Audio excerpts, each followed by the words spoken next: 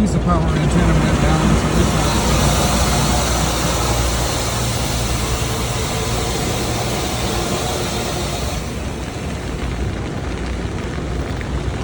back in the old days, I got a window shattered out of an old Mustang coming through an automatic wash because the car, as it idled, bounced itself into gear when I was reading a newspaper, and it shot it through and hit the dryer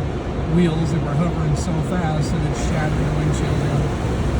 Never knew the car did it until that happened when I pulled out and tried putting it in neutral and watched that and shifted.